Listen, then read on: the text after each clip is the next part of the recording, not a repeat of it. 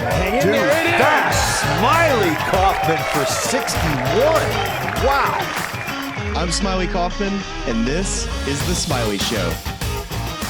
Welcome back to The Smylie Show. The 2024 President's Cup is officially in the books, and as Smylie Kaufman predicted, the United States of America wins 19-12. Way to nail that prediction last night, Smylie. Really just, and actually it kind of worked out nicely. You were right there near being on the money. You just gave a little half bonus point. It's like, how you get 400 points for signing your name on the SAT? You just gave him a little bonus point. Got him to 19-12. I like that. What was the final? It was 18.5 to 11.5. Yeah. So, in and around it. Man, oh man, oh man. That's when you look at it, years down the road, you're going to see that big wide margin of victory. And it just felt so much closer to that so often during this President's Cup. But still, the final score is indicative of just that the Americans dominate the international team every 2 years. Yeah, he is Smylie Kaufman, fresh off the course, walking with a number of different groups today, closing this thing out. I'm Charlie Hulme, just using my last opportunity to really bring home my Team USA assistant captain garb. I'm just really proud that I have this stuff. I'm going to wear it as often as possible. We're a month out from Halloween. Felt like just let's go ahead and give this one last go. And we can't get into this episode. We got a lot of stats we're going to get into, break this thing down in full form. The last couple nights we've done our journal entries, but this will be a full episode tonight. But we have to just thank some partners this week who brought the show to all of you this week. So let's just start with the head. Great gear. Still loving this Brandon Bills hat. Loving all the polos that I have in the rotation now. And so if you're a merch guy, ahead. But if you're an organization looking to build or manage a digital platform with a partner that'll bring a consultative approach, unmatched engineering, and innovative solutions to accelerate your impact, check out Ahead right now at ahead.com. And a big thanks to them for all of their support this week. And also the Recovery Pen. Recoverypen.com. I mean, you and I, we've offered a number of different examples. You've been using it this week, needling on the show. Yes. I'll say it's actually been a lifesaver. Like baby girl is arriving any day now. My wife's just going through it, massive headaches, and she commandeered my Recovery Pen for the last 24 to 36 hours and was happy to give it up to her. So it's good stuff. It's really good stuff. We're enjoying using it. So thanks to I really do love the Recovery Pen, and yes, thank you Ahead for helping us get these shows out to you guys this week. And I'll send this Recovery Pen to one of the listeners, Charlie, if you can guess how many steps within 500 steps I took today. So if I guess this correctly, within 500 steps, one of the listeners is going to get the Recovery Pen. Do I have that correct? That's the nature of the competition? Yes. All right. So you were at 27,000 yesterday, and you had a morning and an afternoon session. So you did 36 holes total. Today, you just had 18 holes for singles, but you didn't just do one group. They looped you back to do another group. So you were probably in the – all right, I'm going to go – 22,500. It's not quite right. 14,977. Oh, wow. Great guess, Charlie. So there was one lucky fan out there that was just sitting there waiting. They could be using the Recovery Pen, but now they'll just have to go check out the website and have to order it themselves. But maybe next year. It's only 7,000 steps and change off. It was or 9,000. Not a math pod. Still not a math pod in any way, shape, or form. You were just noting kind of some of those margins and the stuff like that, and just the way that it just feels like Thursday and Friday were so abnormal and so unique for this competition. And then Saturday and Sunday felt a little closer to what we've watched the past couple of years, and the scoreline ends up where the scoreline does. So back to the well with Justin Ray Golf, who's like just our stats guru, shaman, whisperer, any of those number of things. So a couple tweets from him. This will be the largest margin of victory for the away team in President's Cup history. And with this win, the United States are now 13-1-1 all time the event, with a lone international win coming in 1998. The Americans have led after 41 of the last 46 sessions in the event, dating back to 2005 singles. So, Smylie, I was hitting the panic button on Thursday after a 5-0 U.S. sweep. I was saying we got to blow this thing up. I was suggesting different formats, suggesting a mixed version of this event. Are you anywhere near that now? Even after all the back and forth and the internationals kind of making it close after Friday heading into the weekend, are you anywhere near we need to reconfigure this competition after looking at this scoreline and where this finished up?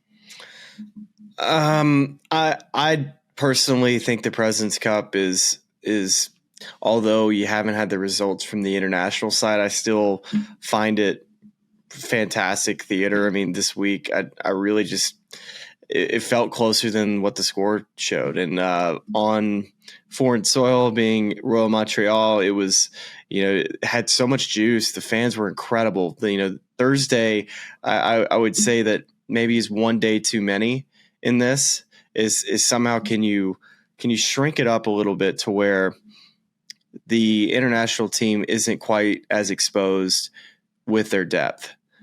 To me, like singles, for example, just the advantage that the Americans have, just with their, how deep they are, their world ranking advantage is 20 when you look at the averages. So, with that being said, it just, I like the President's Cup. I enjoy watching anything that guys care about and show emotion. So personally, no, but is there a way in which you can do a cool team format? Well, we kind of do that with Grant Thornton, but does it really work?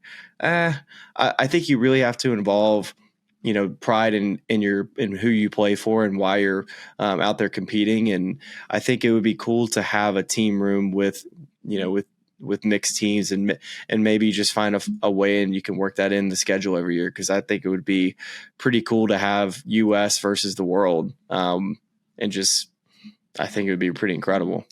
I think it feels like the show position is we want this thing to look closer to the Ryder Cup 3-day event. As you just kind of noted at the top of your answer there, like Friday through Sunday at Royal Montreal were electric. The fans showed up in a big way. Thursday, a little more subdued. We're not sure why that was the case, but it was the case, and it showed up in the score line. So I think it feels like we're on the same page of, can we get this thing to 3 days?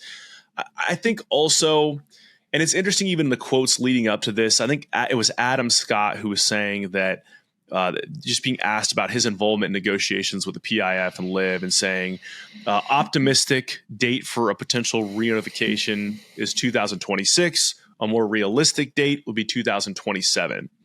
That is what that means, is that we'd have one more President's Cup under this current sort of talent imbalance.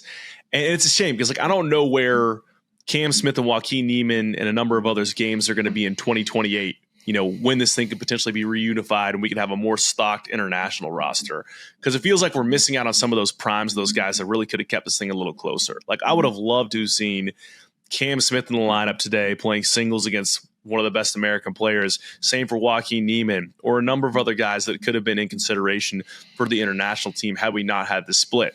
But it doesn't feel like we're going to get there fast enough for that to show up and kind of balance this competition. Now, there could be a new wave of talent that comes in at that point. You have a new wave of Australians and South Americans, and it's a different ball game then. But that's kind of, I lament that we missed out on that. I mean, yeah, I guess so. It could have, if they didn't decide to leave, then that, I think we have that Their conversation choice. every Totally. week, right? So, yeah.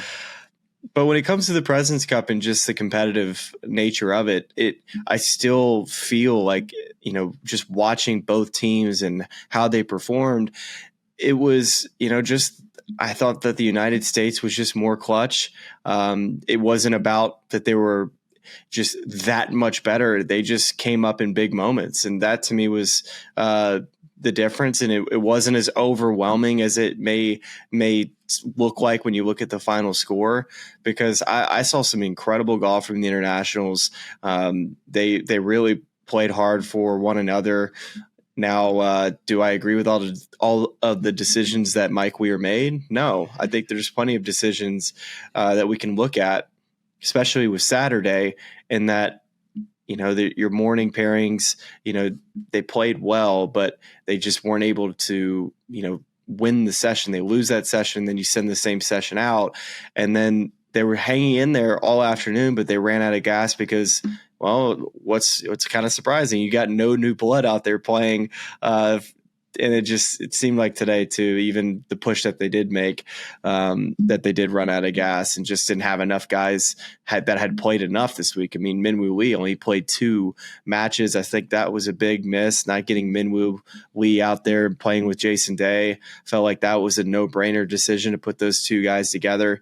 And especially because I watched Minwoo play on Thursday. I didn't think he played that poorly. So I don't know what Mike Weir saw that I didn't. I know Mike wasn't really out there. He had another captain walking with that group. I personally just don't understand how you're not playing Minwoo Lee more than just 2 sessions. And yeah, I think you got to give a lot of credit to Jim Furyk. I really was impressed with the lineups that he put out. Even after he was talking about how he just felt more prepared for this President's Cup, and just even listening to some of the guys too, Charlie, just the players, it sounds like he's the old football coach, like the old Mike Ditka in the locker room, just a real hard-nosed Midwest guy that, he will crack a joke every now and then and everybody doesn't know whether to laugh or not type of guy. And that's the type of hard-nosed football coach that I think Jim Furyk was in that locker room, like just steady Eddie as they go, same message, and then tough on the guys, but also loved on the guys, and then tried to have fun with the guys, but like sometimes it hit, sometimes it didn't. That's kind of the vibe that I got of what that locker room was like. I think you nailed it as far as I could tell, because on the way in, the whole kerfluffle he had with, I think it was Adam Schupak, of just, him suggesting, hey, it'd just be nice if the internationals could win this thing or contend for the event. And it was like he went into full Nick Saban rat poison mode of like, I'm not trying to hear that. So I thought that was hilarious. There were a couple of moments, I think last night as we were recording and I was listening into the announcing of pairings, he got out of order for a second. He's trying to clarify, and there was a moderator that was trying to explain to him the order in which they were supposed to go. All that is to say that I love it's an apt description. Midwestern football coach is kind of our Jim Furyk this week, and he did a great job with it. And I think, he definitely did. Yeah. And I think it's good for us to look at all of the records. I think it'd be fun for you to just kind of run through this and just kind of give overall grades of how these guys performed, if you want to go through a grade system, and as we kind of look forward to the rest of the year. So I do want to get there. We have sessions played for each of these guys. We have points won, and I think that's the breadth of this episode, just kind of going through each of those lineups. The thing I want to just I want to close the loop on a discussion we had last night, because there are more developments that happen after that, and I think it connects to the discussion we're having about the President's Cup as an entertaining product, because there was a lot more that happened in terms of extracurriculars this week than we've seen in past President's Cups. So we talked last night about the whole Tom Kim's comments after the, saying that there may be some unsportsmanlike behavior coming from the American side towards the internationals, which was a bit rich coming from a guy who had been engaging in the theatrics all week long and pumping his fist and everything. And to be fair to Tom, he noted that. He said, hey, I know I've been doing this. I like it. I'm just saying some of it felt like it crossed the line. So then there was subsequently a video posted of Patrick Cantlay sinking that putt in the dark to win the final point of Saturday's session. And, panning over to Wyndham Clark, who's responding to Siwoo Kim's night-night celebration, saying, night-night, boys. That was subsequently quote tweeted by Ben On, who I'm paraphrasing here, is like, I love Ben. Ben On's great on Twitter. He's not afraid to take a shot. Well, so he said basically like, it's always the guys that aren't doing anything that are talking crap or something like that. And then that was posted, and Wyndham Clark commented on that on Instagram or some of the social platform and said, it's always the guys without a tee time that are chiming in. Again, I'm paraphrasing all this stuff, but I think, we had a lot of that this week. We had Scotty barking at Tom Kim on Thursday, which I thought was, tremendous. We had some putts that were, a little bit of frustration. They weren't given, some measuring with grips and things of that nature with Tom Kim yesterday. So I just, on that piece of the things, like, is that starting to do it for you? I assume you don't think any of this crossed the line. Maybe you did. For me, I love that this adds a sort of intrigue factor. It gives us stuff to talk about, in a competition that can be lopsided. What did you think of all the extracurricular stuff this week in Montreal? Well, just talking to some guys on the range, I was just trying to get any clarification from the American side, right? I just wanted to know, hey, did y'all figure it out? Who was it? And everyone that I talked to said that they didn't know what Tom Kim was referring to. But then I also heard from somebody else that said, yes, something happened. And this is from the international side. And we just don't want to disclose who it was. Like, we just don't feel like it's in the spirit of the competition to name who it was. Apparently it was a player, maybe two players and a caddy. That was the rumor. Interesting. Similar to what Tom said. But that was also not from the American side. The Americans said, we don't know what you're talking about. I think Jim Furyk went around the room and asked, like, did you say it? Did you say it? And so somebody's either lying or so. And so if I did say classic, it, like, I would have been like, broken vase on the floor, 3 kids in the kitchen. Which one of you did it? Oh, definitely was not me. 100% was not me. Nope. Yeah. Yep, that whole thing was a lot of intrigue. I want to say this too, for a guy that catches a lot of flack. I was so amused by Patrick Cantlay this entire weekend. I think this was Saturday. This was Saturday, either morning or afternoon, when they were announced on the tee and they're just raining booze down on him. And he had this little like smirk on his face. Thank you, waving at the crowd. I thought that was hilarious. And then just the making that putt, the back and forth between that group all day long. And goes up and sits at the podium last night and is, hey, Tom said this. What do you think about it? He's like, listen, like, this kind of stuff happens. Like, we know we're going to go on the road. They're going to give us flack. So I was like, you know what?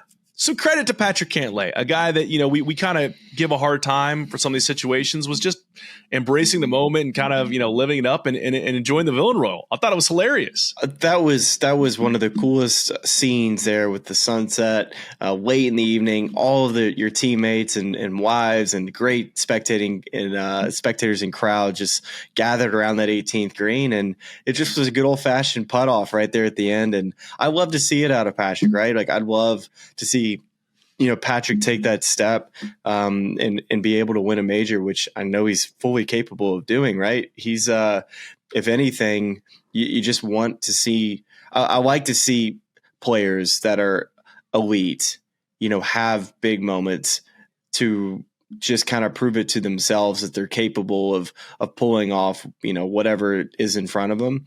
And I think Patrick Cantlay's had a really step in the right direction this year with his performance at the U.S. Open, just being right there at the end. I think a lot of people forget that he was, only a shot away, really, from being right there with Rory and Bryson there on Sunday. Played fantastic.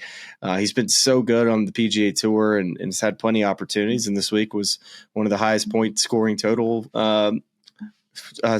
guys of the American team at 4-1. So that's a perfect segue into what you kind of teed up earlier. Is let's just start with the American side, and I'm just going to go through Smylie and read you points won and sessions played. And the way I've sort of ranked this is the tiebreaker is if a guy won the equal amount of points with less sessions, I put him higher on the list because he was more efficient with his opportunities. And then if there was still a tiebreaker there, it's just alphabetical. So I'm just going to start at the top here. Patrick Cantlay wins 4 points from 5 sessions. Colin Morikawa also wins 4 points from 5 sessions, as does Xander Schauffele. Those were your 3 guys that kind of carried the team this week.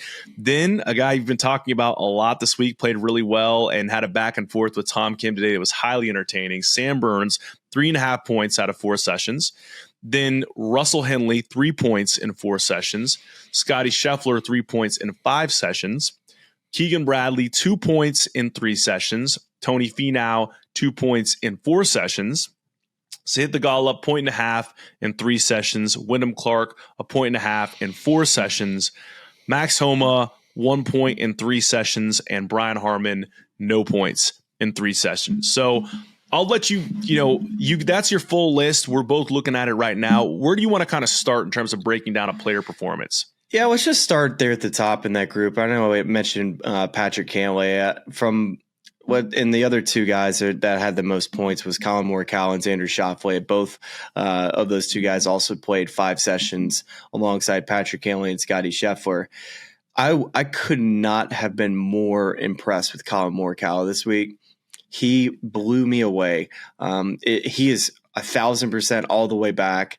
There was no doubt in my mind this guy's going to win a major very soon. Just his control with his irons is unlike anything you'll ever see. It's just every shot that he hits, just pin high, pin high, pin high. And then his drives off the tee. You know when a guy is driving it really well is when they get to their finish and the shaft of the club hits the back of their spine and the back of their neck and bounces off every single time. It's just so much freedom in his golf swing and just hit it so well this week. So props to you for getting Colin Morikawa right for the most points scored for the U.S. team. And I would have loved. We both kind of had that. It's just got drafted first. Yeah, you drafted first. So, and also Xander just was a dog. Yeah. Love to see him. Love to see him lighting up cigars anytime the U.S. wins. It's kind of the one thing you to expect out of Xander Schauffele is that he's going to be very tough to beat, and again, very tough to beat this week. Couldn't have been more impressed as well with just how hard he is hitting the golf ball. I think people just don't realize how ridiculously far he's hitting it. It's just so impressive to watch him drive it. And you had him in one of those groups where you were just noting that it was I forget which hole I should have written it down, but just where he had a wedge in where other guys were hitting like mid and long irons, and just the leap he's made this past year. It's amazing. It's insane. He's cruising in like mid 180s, which, if I swing as hard as I can, I'll be lucky to touch mid 180s. So it's just so impressive to watch, a guy work his tail off, being so good in the weight room, completely change his game by just, working his tail off and having really good technique and a good coach to be able to maximize, hard work and effort and be able to get the results from it. Yeah, I think that group, just to start back at the top with Colin Morikawa, this whole year, it's insane that he did not win a tournament this year, although he did. He won the Tour Championship, right? And that is stop you. Well, that's the irony of the year, right? Is that he won the one event where it's not starting at zero for everybody.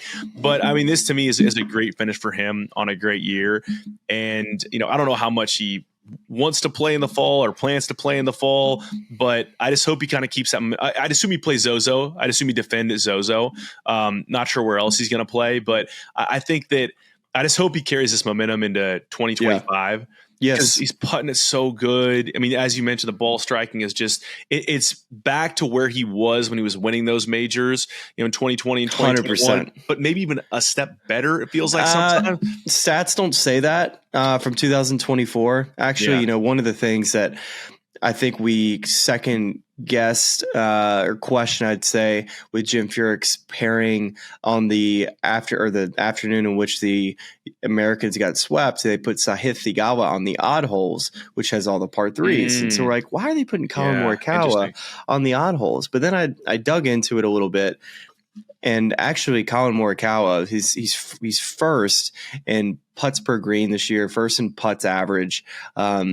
His strokes gained putting, oddly enough, is somehow like 40th, which doesn't make any sense. He's like first in so many putting categories.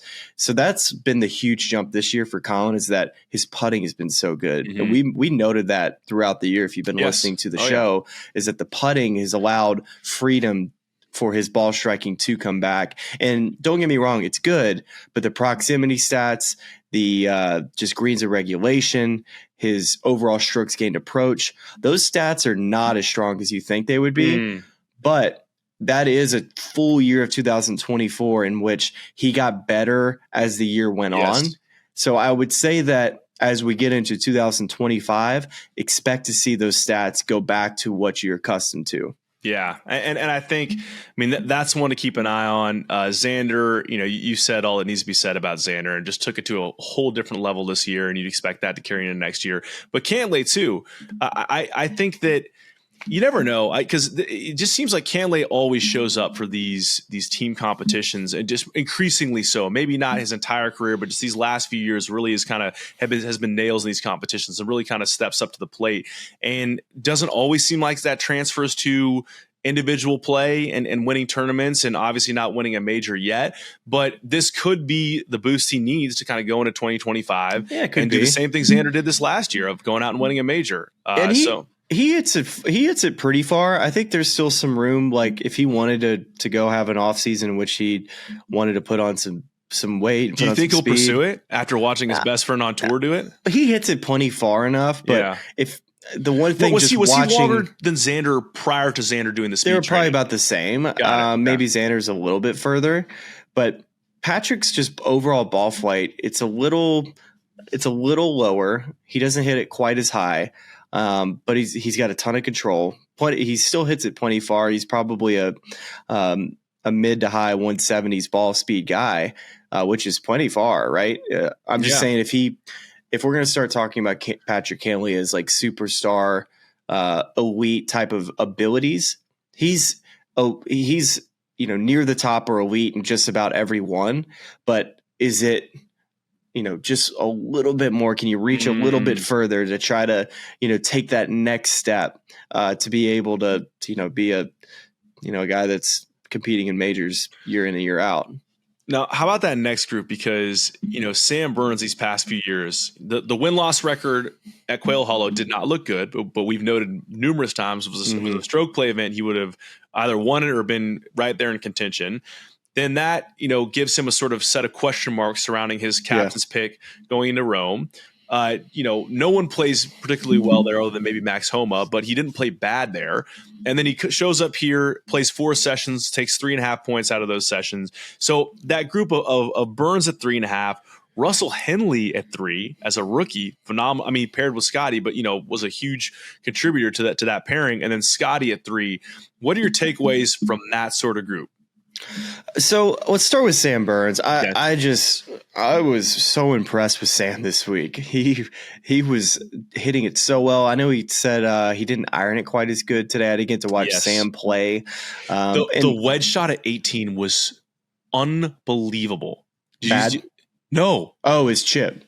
I saw the chip. I saw the chip. You saw the chip. Yeah, I should have. Yeah. I saw the chip. I heard him say he didn't like the iron shot and pulled it left. But apparently he got very lucky with the lie, according to what I heard. Yeah. But anyway, sorry. No, all good. No, he's so Sam is a guy that I think you said it perfectly in that he was a player that was unlucky with how well he played and didn't get quite all the points out of it. And I even think back to on Sunday at the Ryder Cup this past year, he was paired up against Rory McIlroy, and I was covering that match. I think Rory was like 8 or 9 under and Sam was like 7 under, lost on 17. She's like, what are you going to do? Right. Rory's Ryder Cup Sunday mode. And it's just hard to beat Rory on Sundays at Ryder Cup, especially if he's got it going, which he did that day.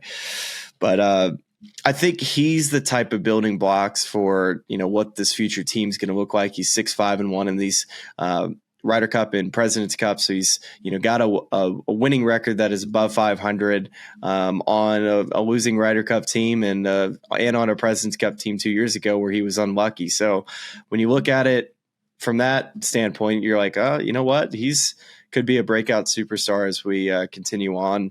And the next, my sleeper for the week was Russell Henley. Yeah. And he obviously had Scotty Scheffler as a partner. So if he, that's an opportunity to get more points when you're playing with Scotty.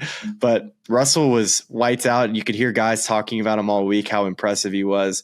I think too, he honestly, although he's a Georgia Bulldog and he's very, Southern dude, he's a type of player that the Europeans have, which is a guy that just hits fairways, hits greens, steady Eddie. Could be a type of player that you see in future Ryder Cups just because of his ability just to be in the hole over and over again. It's funny you mentioned that because I wanted to kind of close out this show with just taking a quick peek at the Ryder Cup sort of point standings heading into Bethpage in 2025. And this list says it was last updated July 22nd. He is 9th on that list. And I think, who knows how he's going to play this next year. But I think after watching this week, Keegan's been in the locker room with him this entire week. He's got to take a long, hard look at taking, Russell, no matter where he ends up on those standings, because he paired so well with the best player in the world, Scotty Scheffler. Yeah, and it's all going to be course related. So Bethpage is a big ballpark. You'd like guys that you would hit it long and straight, give you an opportunity. I've played this course. It's very, very challenging, but Russell. Straight's got help there though, right? Rough is no good at the Bethpage. Yeah, the rough's not great at Bethpage, and I guess the last guy in this little group we're talking about is Keegan Bradley. I mean, here's the guy that closed the cup out. So I think that's one conversation we got to definitely get into. Well, yeah, I mean, we can skip over Scotty now and discuss it later. I mean, I felt like, obviously Hideki played great in that singles match today, and then everyone got buzzsawed on Friday. So 3 points there, definitely better than the way Scotty's played in the last two iterations of this competition. And so, a solid week for him, even though he's not at the top there with Cantlay, Morikawa, and Shoffley. But yeah, moving to Keegan, I mean, it was so cool to see his emotion of being the guy that got it done. Sort of a poetic turn of events for Siwoo Kim. It wasn't that Keegan necessarily made a putt, but Siwoo, after providing all these huge moments and walking in putts and playing incredibly well all week long, just misses on the low side of the hole, and instead of ripping off 3 hole wins in a row to have that match. But Keegan, super cool to just hear him talk after the match about, never thought I was going to be on one of these teams again. Now I'm the winning point in the President's Cup, and next year, whether or not I'm on this team, this is going to be enough for me. Yes, 100%. And it was hard not to just get emotional listening to Keegan Bradley talk about just how important this week has been to him. And, that Netflix special just kind of felt like it was, just the beginning of the story for Keegan Bradley, what the rest of his career is going to look like. So just so thrilled for him to be able to be the guy. You couldn't really write it up any better for Keegan.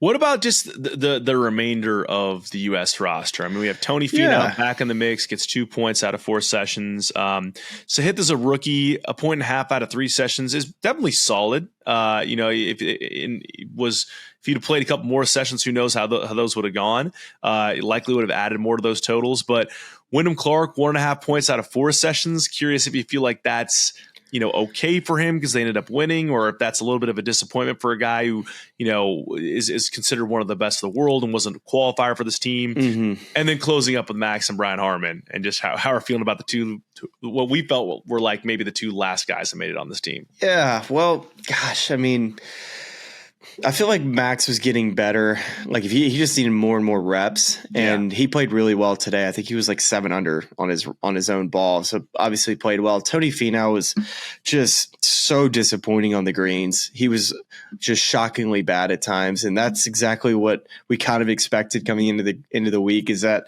he's going to give you some ball striking. Who knows what we're going to get with the putter? We got the bad Tony Finau putter. According to strokes gained, he was the worst putter, losing 4.53 strokes to the field average, which is very poor with the putter. Sahith Theegala, I think just good reps for him. Very, very strong player. I know there's a lot of confidence from the vice captains and the captain about Theegala and his ability to pair with guys. So they obviously feel good about his future. And I just love the way he approaches the game and life. He's just such a fun guy to be around. It's really interesting looking at that strokes gain list, because Max Homa is 3rd on that list, despite, only taking a point from those sessions. I maybe that's a result. We might be looking at some different. I'm looking at Data Golf event total. Yeah, I see strokes gain total. I've seen Max at plus 5.93. Oh, okay, gotcha. Yeah. Mm-hmm. Yeah. And that could be a product of who's at the bottom of that list and who he paired with twice. Brian Harmon, who's lost almost 9 strokes. I think it was a lot about how well he played today, maybe. Because he only played. Think about 3 this, sessions. Right? Yeah. Well, he only played the alternate shot. He never played his own golf ball, so it can kind of skew the data a little bit. Let's see where Harmon is. Well, I guess, Harmon must not have played very good at all today in stroke play in singles. we're not data guys until we're data guys. We're data guys. We're, we look at the numbers and then we kind of just determine how we feel about them. I think Max to win another singles match in an event like this, 3 in a row now, is big for him. And kind of maybe get some trending back towards, the form that he was hoping to be in at the beginning of this year. Taking more ownership of his swing is something he's talked a lot about. So this could be a nice little bump for him. But yeah, I mean, I liked what I saw in the sessions that we did see of Sahith Theegala. And he's a guy that, again, if we're looking at this Ryder Cup qualification list, he's 11th, so we need a pick at this current standing. The Ryder Cup's going to be all about how the year you have, but more importantly, it's the points that you accumulate at the majors. You got to go play good in the majors. You play good in the majors, you'll be on the team. Any other Americans you want to kind of give a passing comment on before we flip over to the internationals? I think just shocking really how Brian Harman performed. It really felt like a perfect golf course for him. And I understand the pick by Jim Furyk taking Brian Harman on this course because it really, in my opinion, suited his game. But the stats and just his results were surprising. And he'll have to be a player that, qualifies on points because Bethpage is not a Brian Harman golf course. I don't think that's a course in which Brian's going to get picked on, so he'll most likely have to qualify on points for that one. And to your point, it's going to be all what happens this next year in the majors, but he is currently qualified. He's currently 5th on that list. So, he's got a little bit of a head start there. Over to the internationals, as you might imagine, picture's a little bleaker there. The highest point winner, there was a tie of 5 players with, do I have that right? 6 players of 2 points. Seabez plays 3 sessions, wins 2 points, the only international player to have a winning record this week. And you have Siwoo Kim, who won 2 points from 4 sessions. And you have a group of 4 players who played in 5 sessions and won 2 points. So that group is Corey Connors, Hideki Matsuyama, Taylor Pendrith, and Adam Scott. Then Ben On won 1.5 points from 3 sessions. Tom Kim won 1.5 points from 4 sessions. And then you have Jason Day, who won a point in 3 sessions. Mackenzie Hughes, who won a point in 4 sessions. Sung Jae Him, who won a point in 5 sessions. Good call, Charlie, on the leading point getter on the international side. The flip from Colin Morikawa. And then Min Woo Lee, 0.5 point in 2 sessions. So, do you want to start again at the top here with just that group of 2 guys? Yeah, let's start there with Seabez. Yeah, I don't think we saw enough reps from Seabez, to be honest, and I don't know if we wanted to be honest. And he just came up, I felt like, small in big moments. Him and Taylor Pendrith both just seemed to be the conversation around the compound of what other guys saw. Just big moments, like Taylor Pendrith, I think, missed the green at 17 every single time he played it, which I saw so many just tight shots there. And Seabez missed some really important putts on Thursday to flip that match the wrong way for the internationals. Although Seabez did have a 2-1 record.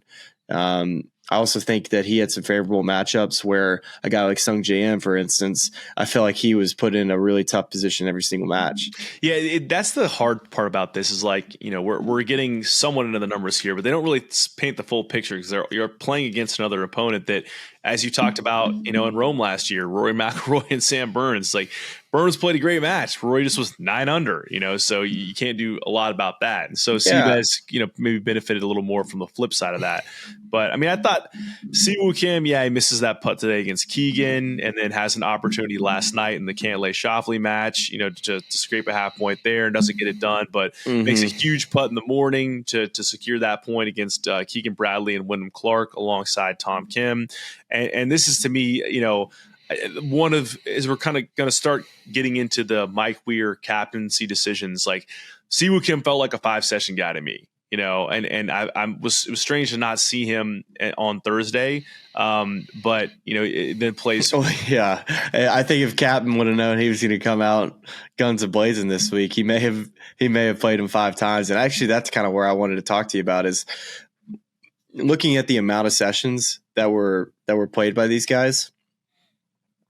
Like Taylor Pendrith playing 5 and Jason Day playing 3. That's the first thing I see, is like, okay, that should be either 4 and 4. Taylor should have played 3. And I think Min Woo should have been in that 3, potentially 4 area. I think Sung Jae Im, I love Sung Jae, but he's probably He's an Iron Man, though. He is an Iron Man, and he had that great day with Hideki Matsuyama. But, just finding a way to get your horses out there. Tom Kim, to me, is a 5.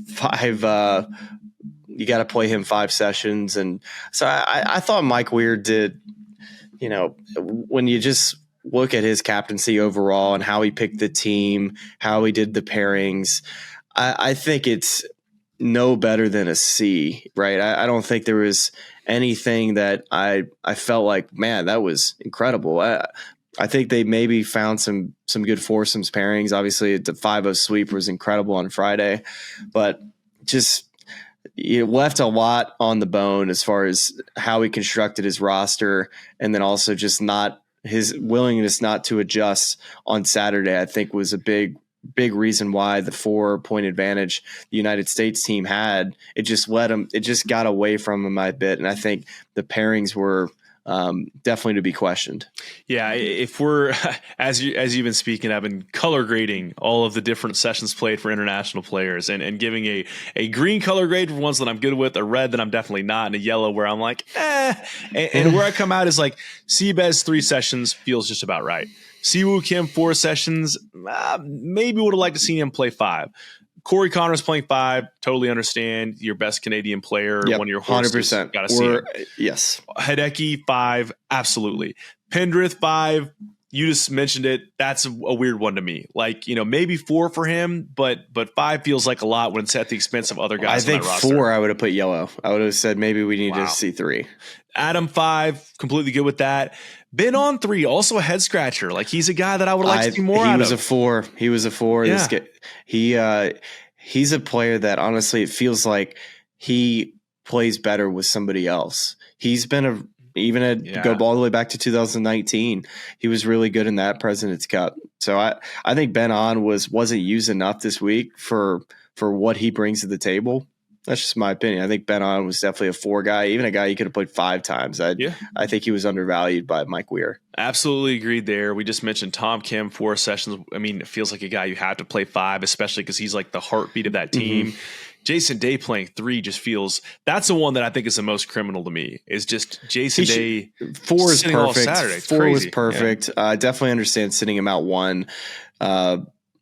Yeah, and you go down the list there, Minwoo at 2. That's a no brainer. Like you should have at least given him one more at bat. Don't send him out the entire day Saturday, especially for a rookie. You want him to have those reps. He was able to have his singles match, which just tells you, hey, I think we screwed up on this one with Minwoo. Well, and that's one of those ones too where it's like, so to close out the list a little bit here. So Sung Jae at 5, I'm great with. He's an Iron Man. He didn't play well this week, but he's a guy with the talent where I'm fine with him playing 5.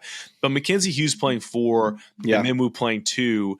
To me, I get the whole Canadian thing, and I'm a fan of Mackenzie's, and he's a guy that's a great putter, and if he makes a lot of those putts and changes the composition of the match, then you look like a genius. But when you have Corey Connors and Mackenzie Hughes win that match in massive fashion on Friday, and then you decide, okay, we're going to run them back on Saturday morning, even though it's a different format. We're playing 4-ball instead of foursomes now, and then they lose that match. That's where I say, okay, let's audible a little bit. Those guys had a great run, got us a crucial point, but let's trot out Minwoo Lee in the afternoon. To go back to those guys again, that was a little bit strange to me. So that's where I think, again, it's easy to play Monday morning quarterback, but some of these were just, I think a C is just about CC minus where I'd grade his performance. And Mackenzie Hughes is another one you have a red on that I think was I think the big mistake on Mackenzie was that I wouldn't have sent him out on Saturday morning in the best ball. I would have had him just play Saturday afternoon, and I would have had Corey play with somebody else Saturday morning.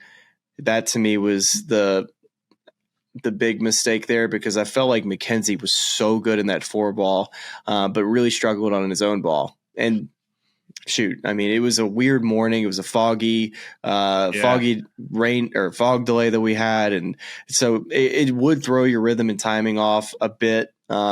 And he never really had it that morning, but he played great in the afternoon. So that would be the one that I'm okay with Mackenzie Hughes playing 4 times. It just seemed like he needed a break that Saturday morning. I'm really most upset that we were robbed of I really wanted to see a Tom Kim Minwoo Lee partnership at some point along the way. Yeah, just for the young superstar vibes, and you got Tom Kim, the Energizer Bunny, Tom Kim and Siwoo Kim. They were great. They were great, and they were a phenomenal pairing. I just want to see those guys once together. I'll disagree with you there, and I wish that Minwoo and Jason Day play together. Well, they oh yeah, that's right, because he played with Adam Scott on Thursday. That to me it. was a big miss. That was a big Yeah. miss. Yeah. So, and that's how you end up at. I mean, listen, he could have tried some other stuff. It might not have panned out, but I do think there was some points left on the board there. So that's our grading of both teams, looking at some points and sessions played. Smylie, just a few more minutes here as we kind of finish up the show. Shall we take a peek at that American Ryder Cup list as it stands now, kind of play this forward? Or any other kind of closing thoughts you want to put on this President's Cup before we go there? Closing thoughts on President's Cup. I would give a grade for Jim Furyk I thought he was a very strong captain. Give him an A. And Mike Weir already said C at best. Royal Montreal started the week. I was at a C. Maybe C minus. Thursday after that round, like with Royal Montreal. You're talking about the course or the fans? Well, I'm kind of working my way here. All right.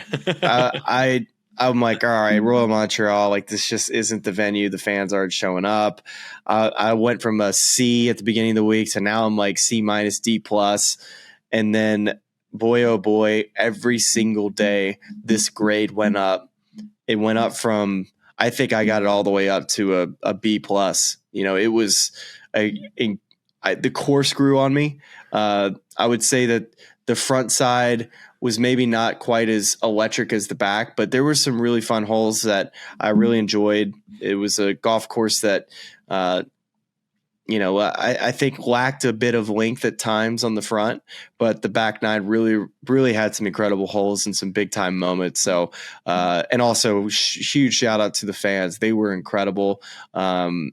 Only a couple instances of barking of words that I caught, but other than that, I just think overall the Montreal Canadiens fans were incredible. Well, and huge shout out to the fans on site, but also a huge shout out to our fans and our viewers on YouTube, because we kind of put it out there, help us understand Canadian hockey fan bases, and we got need so more many hockey comments. We need more hockey talk. I think that's what I learned this week. We've been doing some college football, NFL talk, but really we need to delve into the hockey world. There's one comment 2 days ago that I just have to read, because this is from DM10-R9T on YouTube. So here is it was the most in-depth comment we received on NHL fan bases. So we're just going to just put this out there. And then, if you want to agree or disagree in the comments, you can here as well. But ranking Canadian NHL fan bases by rowdiness is tough because it is subjective and can vary depending on how the team is performing.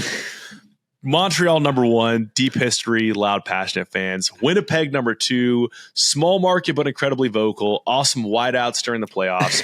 Toronto, number 3, huge following, more corporate, intense during playoffs or rival games.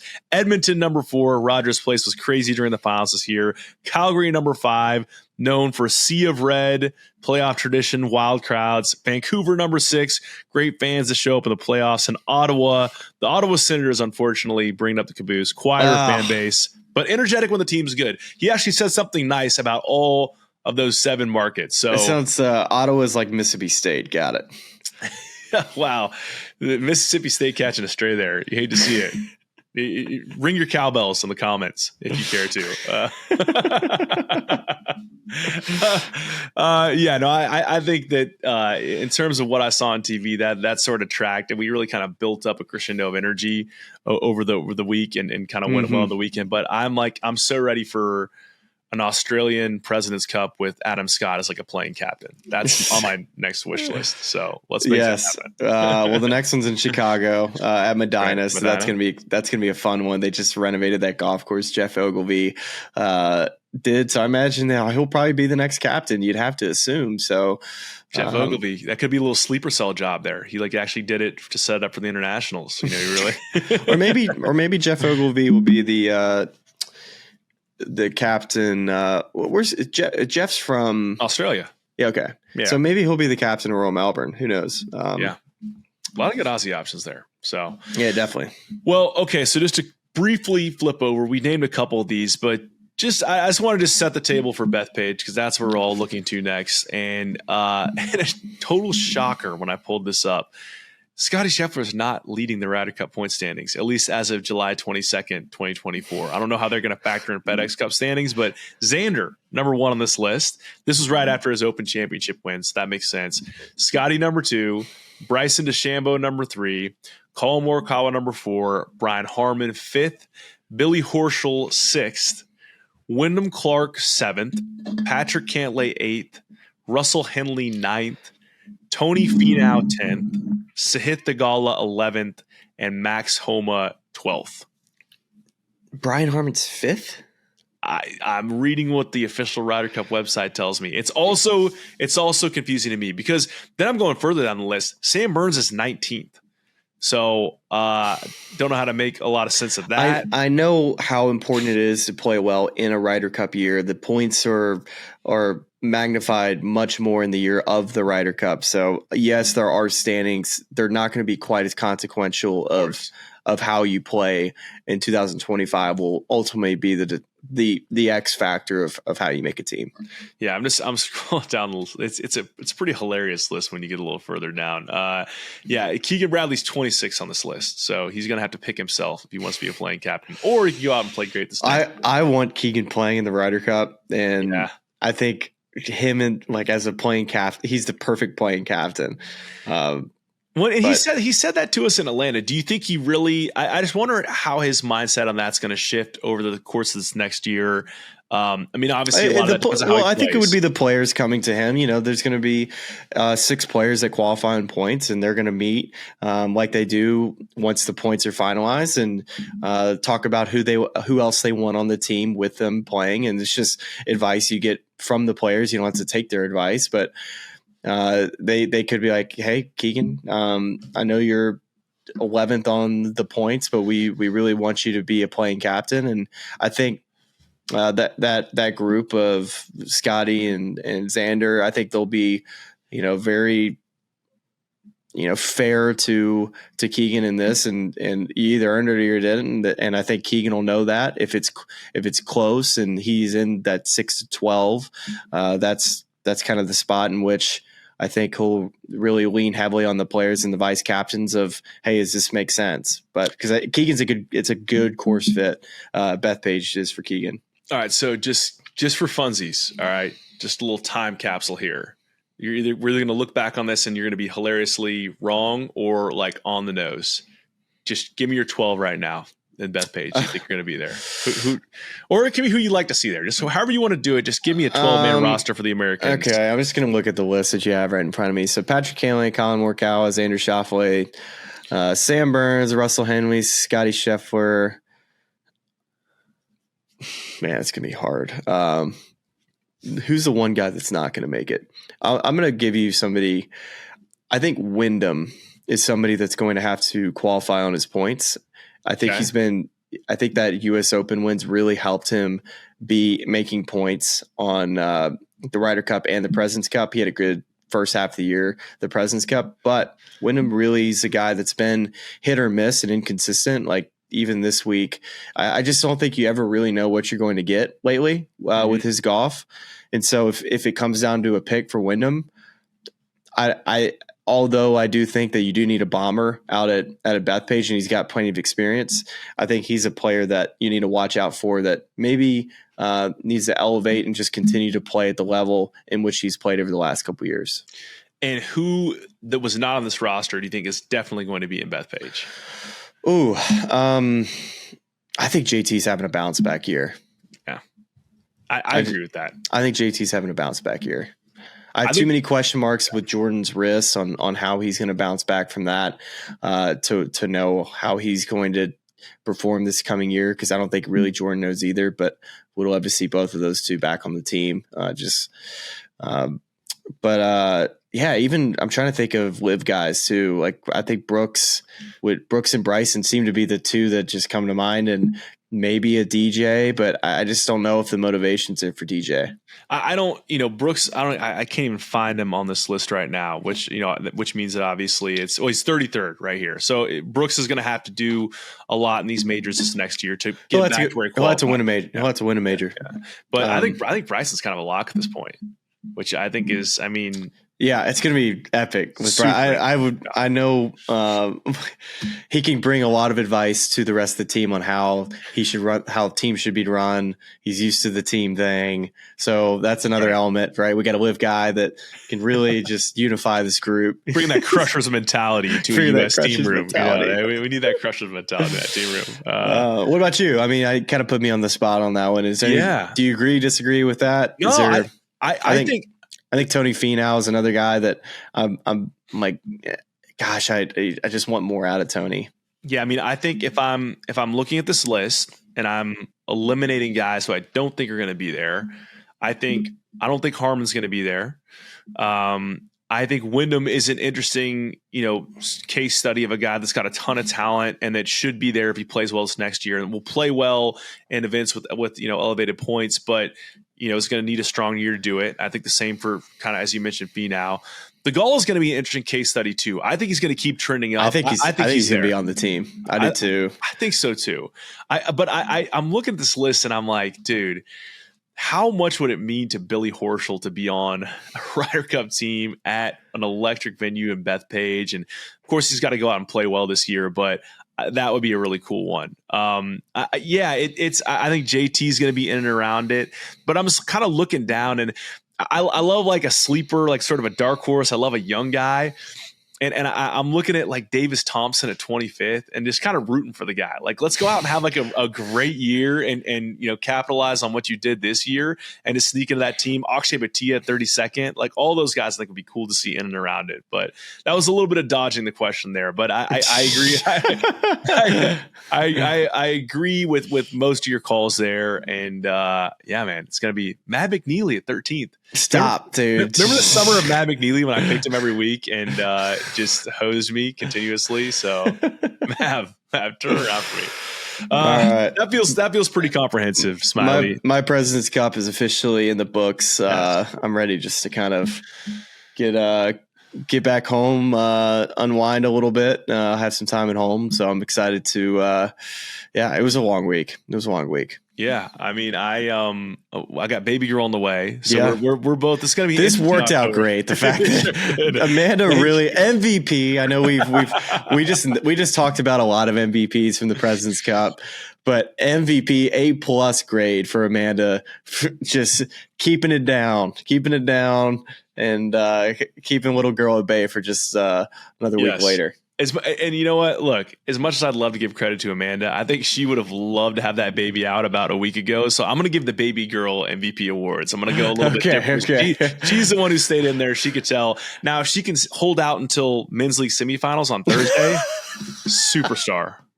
Dude, I'm reporting everything you just said to Amanda as soon as this is over, and she is going to roll her eyes. I asked her, I was like, hey, if we win the semifinals, I was like, hey, how early can you take a baby like out? She's like, what do you mean out? Like, like out in a stroller or whatever. She's like, as soon as they're born. Like, and I was like, okay, great. So if we make the finals, can I take her to the finals? Absolutely not. You will not be taking our baby girl in a stroller to men's league finals. Okay. I can't help it. Okay. This is. I have to take off my assistant captain's costume now. This is so sad. Maybe I'll bring it back for Halloween and make the baby girl the trophy. We'll figure something out here. Or maybe, how about this is a good one? I'll wear just the vest and I'll go shirtless and I'll be Kevin Kisner. You got that. Good little on the spot interview there, by the way. That was way to follow that story. That was a fun one. Yeah. And watching Scotty Scheffler hole out his bunker shot was another highlight of the trip. Throwing darts at Red Solo Cups. You love to see it. Well, it's been a fun week, fun series of journals as always. Appreciate y'all tuning in with us and tracking the President's Cup. And we'll hope to do a little bit more of this recap on the back end. Maybe bring some guests in to tie some loose ends. But we're excited for October. Sort of a mix of different content. We're working on that Tobacco Road project and maybe some other different variety of instructional stuff as well. Looking forward to that. But we appreciate you all supporting us, as always, watching and listening, and we will talk to you right back here very soon. I listen to this podcast. It's really cool. And all of our lovely fans and subscribers, but make sure you like and subscribe. It's cool to see what you guys are doing. I know golf fans appreciate it, but we do too, so please keep it up. For all the good people at YouTube, like and subscribe. You guys have some good takes, so I'm happy to come on and shoot the